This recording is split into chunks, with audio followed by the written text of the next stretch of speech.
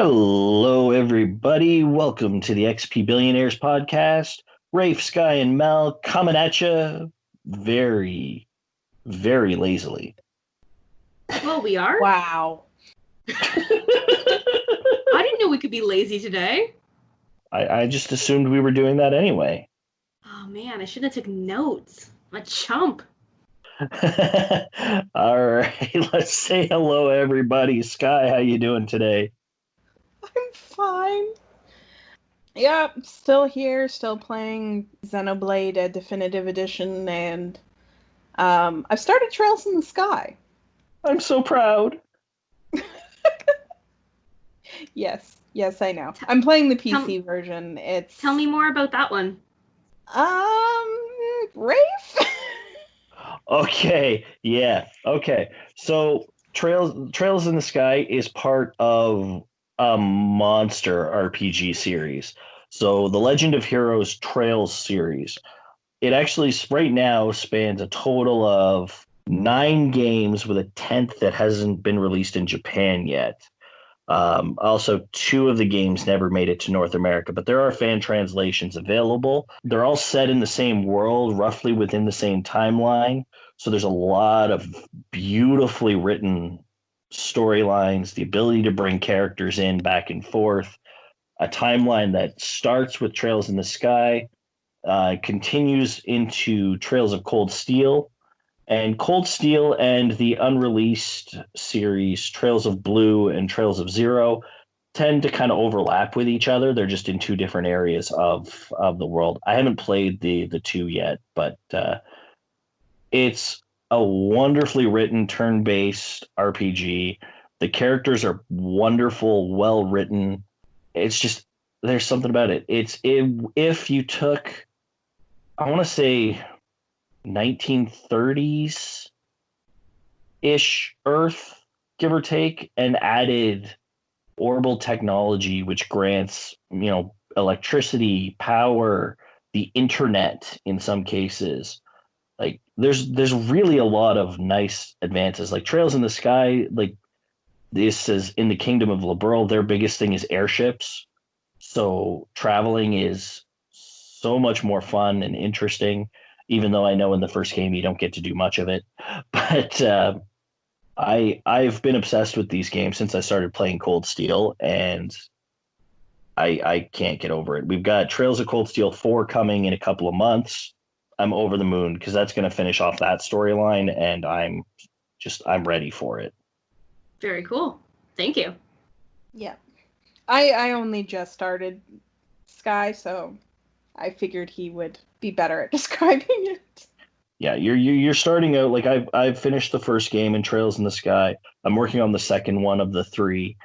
And the main character, Estelle Bright, is just so much fun to be around. I absolutely adore her. So yeah, I think she's widely considered one of the better female protagonists in JRPGs right now. Like, I never hear anything bad about Estelle. no, I completely agree. All right, Mel, how you doing? What have you been playing? Let's. Oh, what have I been playing? I'm back in Animal Crossing again. I don't know what happened. I have all these grand ambitions. And I always end up playing the same crap. Sometimes I wonder if we took it away from you, would you actually go through withdrawal symptoms? I don't see. The thing is, if you guys check out the XP Billionaires website, you'll see that I wrote a review of this game, and I was like, it's kind of just work. Like, I don't know why I'm doing it. I don't really like it that much, but I can't stop. So good job. Well, there's just enough of that little serotonin burst to keep me in. Fair enough. I've had a few games like that in my time. Oh, I think we all have. My old roommate, whenever there was a new Dragon Quest game, would just take days off work and just sit on the couch, wrapped in a duvet, just playing nonstop for 3 days. I'd be like, have you eaten? So we all have our weaknesses. Yeah, we all do, definitely. As for me, Yeah, like I was saying, I now that Sky's playing Trails in the Sky 1, I've gotten myself back into playing the second game. I just cleared the first chapter, so I'm still early into it. I know this one's going to be a little bit longer between the in comparison, so I'm really excited to kind of see myself that. But other than that, it's been the usual fare. I've kind of gotten really into Ninjala recently, so it's a nice little way to pass some time when I just need a little bit. I need a quick gaming fix. I'll get in a couple of fights, and it's great because there's nothing better than being a bubblegum ninja sometimes. So, all right, well, let's get started with this week's episode, and well, we've got another top three for you. It's been a while. It's time for us to give us some simple, fun lists.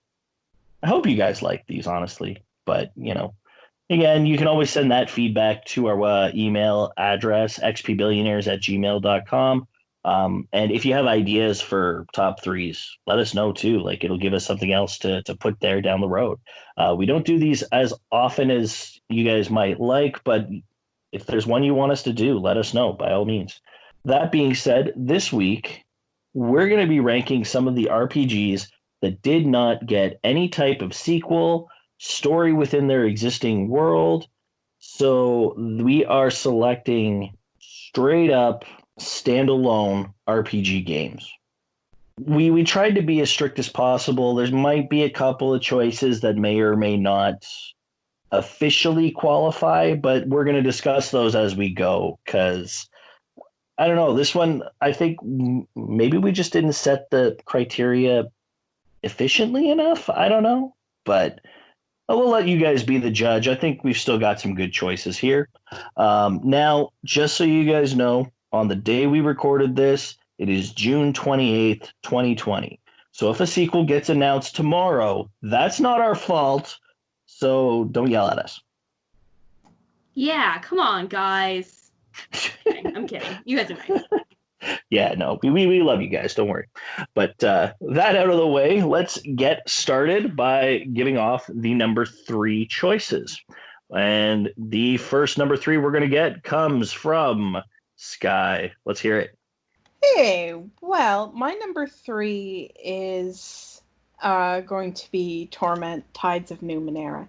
I know it's technically supposed to be a sort of spiritual sequel to, or spiritual successor to Planescape Torment, but it has nothing to do with Planescape Torment.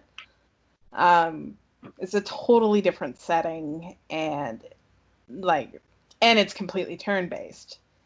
So aside from being isometric and I guess some thematic similarities, it's a different beast.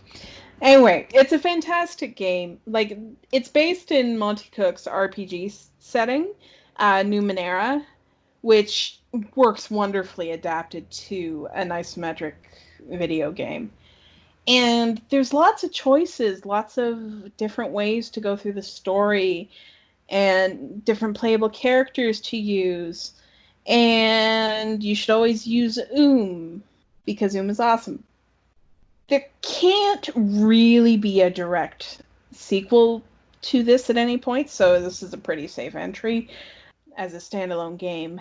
But, I mean, they could do something else in the same universe. And it's just that the way they end the game, it's not really feasible to do a sequel. And in Numenera, anything can happen. It's so delightfully weird in a kind of medieval setting crossed with cyberpunk. It's a pretty unique setting, so it made for a great game. Yeah, it absolutely did. And I agree that in this particular instance, it really is a standalone in itself. Like, I feel like in the advertising, they were just referencing that the game is going to feel like Planescape Torment, which since all of the developers were really big fans of it. But I mean, apart from that one little aspect of the name, they changed the entire game mechanics to fit the Numenera mechanic structure. They changed the overall setting. Again, it's not the same world as Planescape Torment.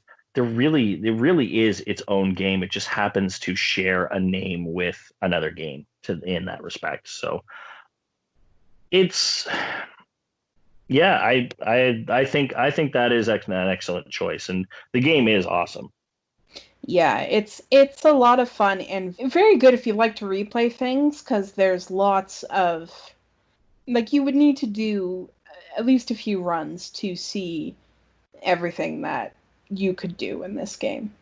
Oh yeah, yeah, just some of the choices alone, like, and working with the partners, the players, like I didn't get in my playthrough, so Yeah, I did two runs and deliberately went about doing them a bit different, and it was really interesting how they varied it, without needing to create whole different games worth of script. I thought it was really well done. yeah, yeah, no, definitely a good choice for a number three. So it's just kind of teeters on being a full on standalone. So I think as a number three, I think that's a great choice. All right, let's move on to Mel. What is your number three choice? All right, so for my number three, I'm going to go to a game that I keep meaning to bring up, but just never actually seems to make whatever list I'm working on. And it's Racketeer. I had to write it out because there's so much debate on Reciteer or whatever. The game says it's supposed to sound like Racketeer because that's the joke. So, Racketeer, which is a game where you play a girl trying to pay off a debt from her father, and you work in an item shop and you sell various items to the people who come in. The game spouts the phrase like "oh capitalism" all the time, and it's pretty hard to win. Like I've actually never beat this game. It's sort of built around the idea that like you won't have enough skill to be able to beat it the first time through, so you have to keep going and repeating the cycle. But you can, go on adventures and try to like get items that you then sell in your shop. You can hire people to work for you. You have to rearrange your shop and change the flooring and do all that kind of stuff as well. And it's just like all around is like a pretty cute little game, and like surprisingly deep and difficult because everything is so luck based that you can't really know if you're going to succeed on something or not. Yeah, it's not even like a particularly new game, so it's actually pretty cheap to get most places. If you haven't tried it, it seems really straightforward, and then you get into it and then you get down a rabbit hole, which is what the best games do. It sounds to me like it's got a very, very Atelier light style to it. So it does sound kind of interesting. Yeah, yeah. I'll have to look up the what the controls are because when I tried it, I actually do own it, but when I went into it, I was befuddled on the controls. So I'll have to give it another try. I remember thinking the same thing the first time I kind of played through some of the dungeon areas, so I think that's fair to say. Um, it's yeah, like I said, it is very punishing when you do something wrong. It's the kind of game where, if you want to play it safe, you'll never win, but at the same time, you're always playing with the stock market, which is never going to work out well for you. And you only have 28 days in game to play off your father's debt, and it seems really, really impossible to do that on one playthrough. But again, not the point. Anyways, it's very cute. It came out about 10 years ago now, so it's a little bit older now, but you can get it for $5. Like it's not a big purchase, and it's worth some time to play through it a little bit. And it's also really funny. Like it's really, really well written and well translated, I guess I should say as well. No, awesome. I think that sounds like a lot of fun.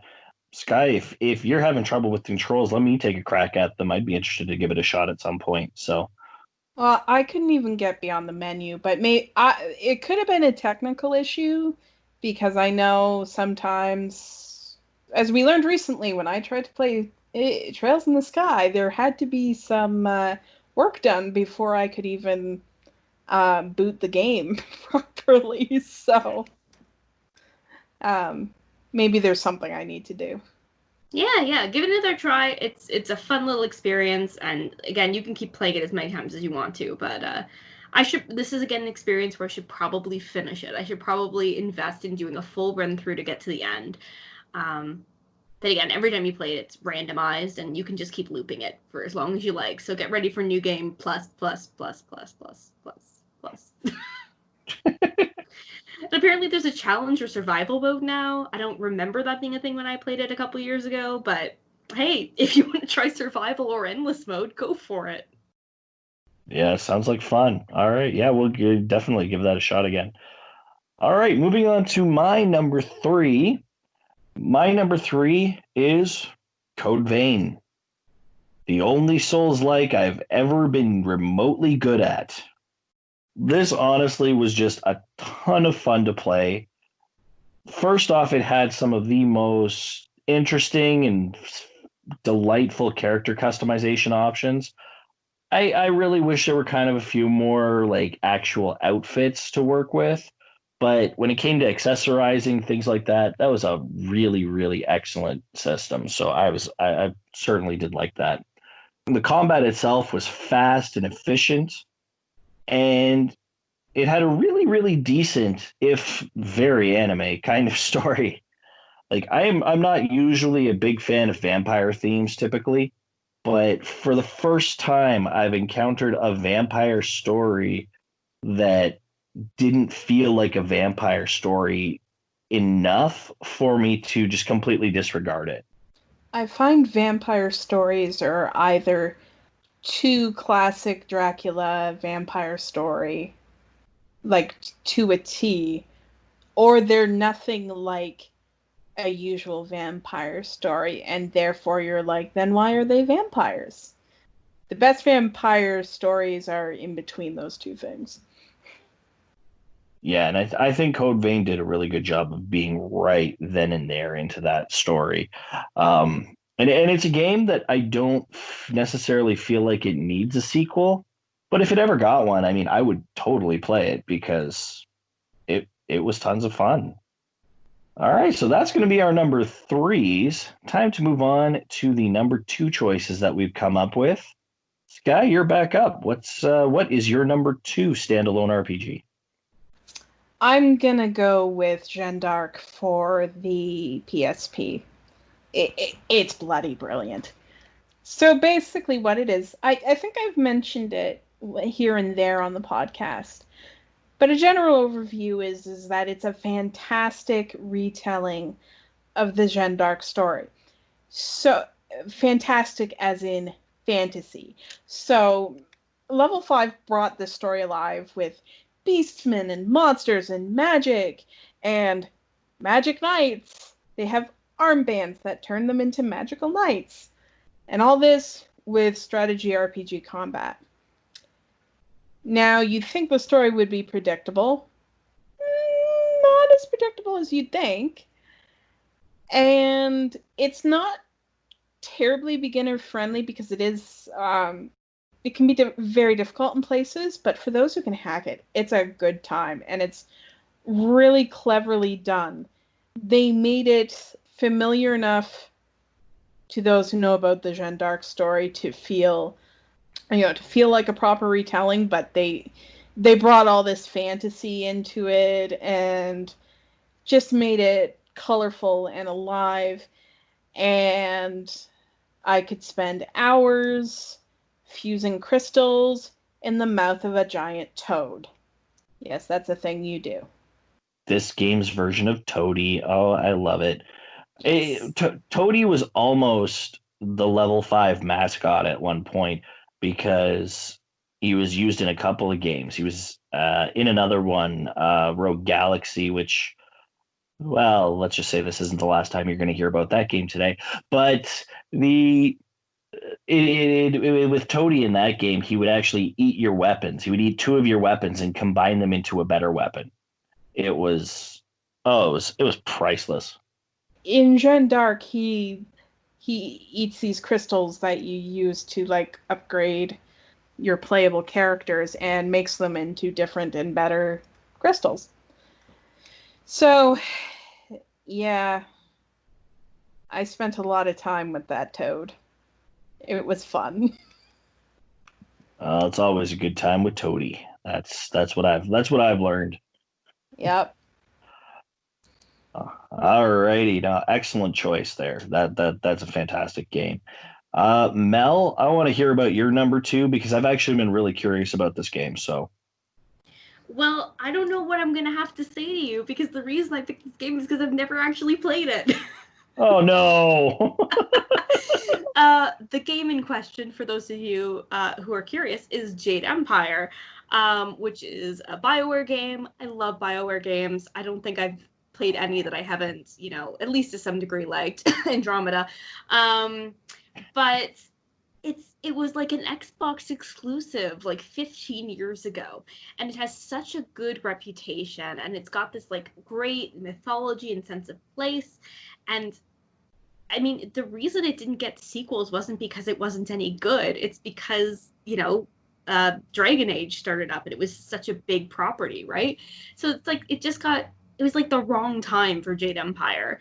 And I have always wanted to play it and always wanted to experience it. And I would love to have either a sequel or a reboot so that I feel like I could play that on a modern console and really get into it. I You know it can has play PC now, right? In fact, the best version of it's on PC now. There you go. So, I mean, maybe I need to suck it up and just say, you know what, the graphics aren't going to be great. It's going to be a little outdated. But I think something that had so much potential from a company that's done such great work, I would love to see what direction they would take a sequel in if they did it today. I don't think it's going to happen, but, I can dream. That's the point of this, right? After all the leaked rumors that we've been hearing from BioWare recently, yeah, I think Jade Empire might be a little far off, but well, I'm still Yeah. keeping my fingers crossed on that other stuff. So Everything comes back into style, right? If it hasn't done it in 15 years, we just got to wait for 30, all right? We'll make it work. I'm here. yeah, absolutely. All right, well, that's all the more influence for us to try it out at some point. So we'll definitely do that. Let's move on to my number two. My number two is a PS3 classic, in my opinion, which also has been remastered for the PS4. So if you're not playing it, or if you haven't played it, do check it out. And that is Resonance of Fate. This one is only higher on my top three list because it was the first game I ever got a platinum trophy on. Like, that's the reason. The reason I say that is just because the story itself was really hard to follow. I didn't understand the world itself when I played it for the first time, and I needed to basically wiki it to get a better understanding of it. But what I did love about the game and what makes it so satisfying is what I'm calling the gun fu combat system. Basically, just being able to run from one part of your combat field to the next, running around, jumping, sliding underneath people, and just randomly firing bullets at them over and over again, launching them into the air with guns, doing these acrobatic moves. It's such a visually satisfying piece of action combat. I still don't think I've seen anything more visually stunning, in my opinion, in an action RPG. The game was very challenging. A lot of times where I just died accidentally because I overdid it a little, but it is so much fun. And the best part of it all is it had some of the best cosmetic character customization, which could have been exploited so hard with microtransactions and DLC.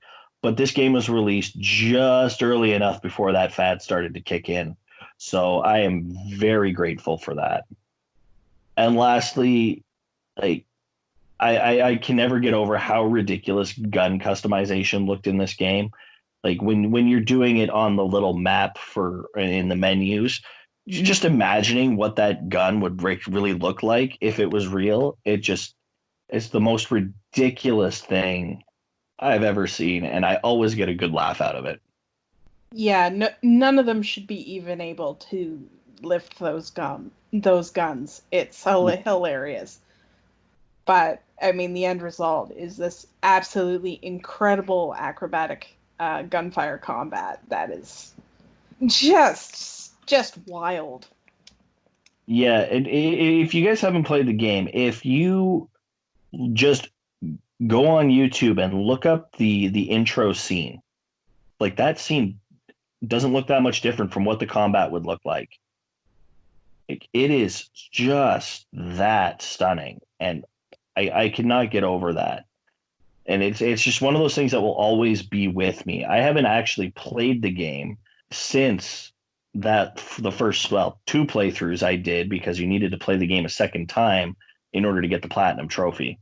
But and there was no like do it in a certain way. It was just like, hey, play the game again, please. That's how much I enjoyed the game. I was willing to do it. So yeah, if you want something that's just fun to look at, a good challenge, and I guess a little confusing at times, definitely check out Resonance of Fate. On that note, it is time now to move on to the number one choices.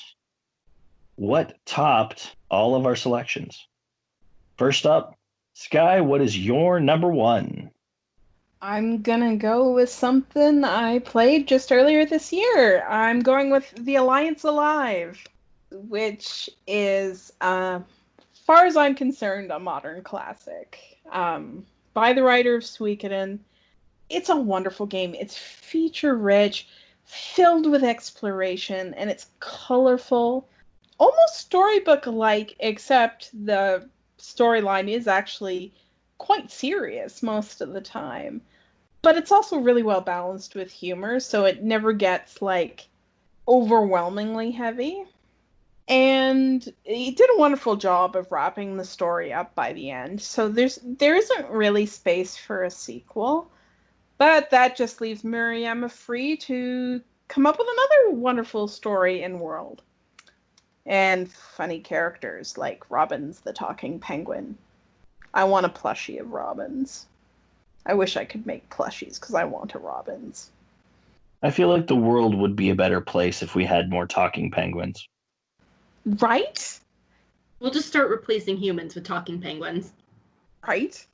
Wait a minute. Hold on. Is that how we start making printies? Probably. Oh my god, you figured it out! Yes! I gotta market this shit.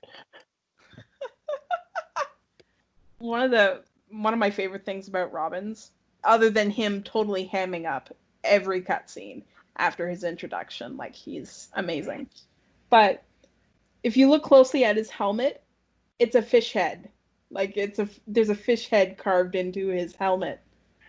It's just such a nice little touch. And he's also like very tanky, which I quite enjoy. My penguin tank. So yes, I highly recommend this game. If you don't have a Switch, the original version came out on 3DS. So there's also that available. It was just remastered for the Switch as it originally came out for the 3DS late in the 3DS's life cycle. The remaster was also released on the PS4. Oh, I forgot about that. Yeah, it's on the PS4 too. Yeah, I only know this because I just happened to see it the last time I was in a game store. Yes, that's right. I had forgotten that. I mean, though, there's no because of the sort of simplistic style and the fact that it started as a 3DS game, it doesn't need the horsepower of a PS4. So if you do have a portable console, you might enjoy that more. Yeah, certainly. Yeah, no, that is a fantastic choice for a number one. I find myself getting more and more Switch titles that I have to actually get to, so I got to really get on that. It really is the RPG machine in a lot of ways. Doing a damn good job of it, at least. So yeah. Yeah, it's giving Sony a lot more competition than they've had in quite a while. Yep. Well, let's hope they keep it up. All right, Mel, your number one. Let's have it. All right, I'm not going to surprise anyone here with how much I loved this game, and I'm sure we will see a sequel or something in this vein. But Disco Elysium, such a good game, so You're welcome. funny, so clever. I need more Kim in my life. Kim has only been my partner for 3 days, but I would kill myself and everyone else if I lost him. So I need more. The world is robust and interesting, and the end of the game hints at this darker side of the world that, I want to explore more of. And I just want to make more terrible mistakes as Harry Dubois. Yeah, he is a piece of work. It's right. I got like another like 14 years before I get stable, right? It's such an excellent game, such cool ideas. I love the thought cabinet. I love the conversations that come out of it. And now that the world has like been built out a little bit, like now we can focus on the people in that world a little bit more, which is my favorite part. Yeah, they did an absolutely fantastic job bringing this world to life. And I mean, if you hadn't picked it, I would have, because it's that good. Like this game took everyone by surprise last fall and won a crap ton of awards. And for good reason. It's clever, it's fun, it's funny and tragic and just so profoundly interesting. Such a good game. Yeah, and I don't want to get too excited because this is only coming out in like the last couple days, but there are some rumors that we might get a TV show about Disco Elysium. And if so, that could be pretty cool. Yeah, there has been some talk in that vein. I don't know how I feel about it. I don't know that, a TV show would bring to it anything terribly interesting, but you never know. They could surprise me. Oh yeah. Like I mean, I'm a total sucker for it. Like they can have my money, even if it's terrible. Look at it at least a little bit. Hey, at this point, if we can get a Cuphead cartoon, we can get a Disco Elysium series. I'm okay with it. Yeah, make it happen, world. All right. And now we will move on to the most predictable number one of the episode. Only because I may have mentioned it earlier. That is mine, which is Rogue Galaxy. I've said it before. I'll say it again. And you'll probably eventually get sick of me hearing about it, of me talking about it. This is my favorite RPG of all time. The scale of this game was super ambitious for the PS2.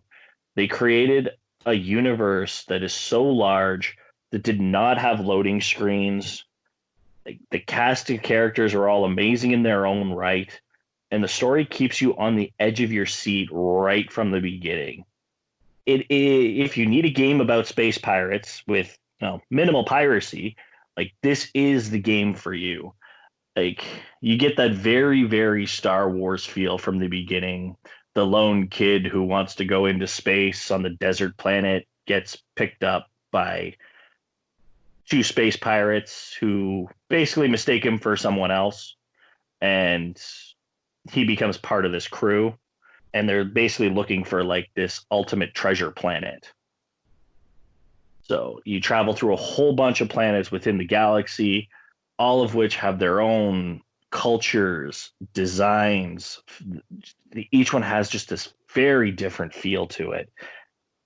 And it's just such a wonderful, beautifully written story. And it's also one of the few games that, while it didn't include the Japanese voice track when it was originally released, the actual English voice cast was spot on. And I say that so rarely with English voice casts.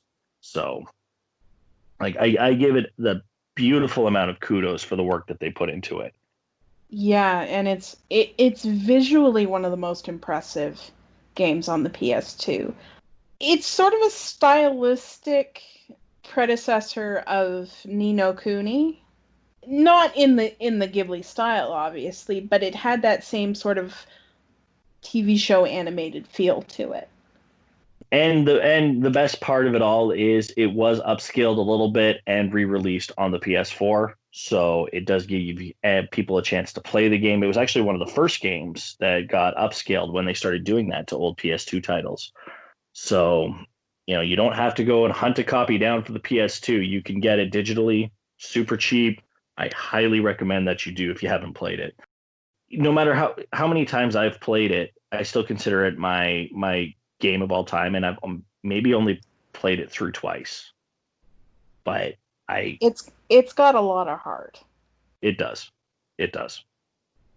All right. So those are our standalone games. So I guess now what the big question is what are yours? I want to hear about it.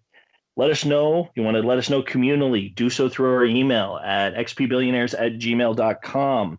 You can also send in suggestions, hints, tips, ideas, whatever you want.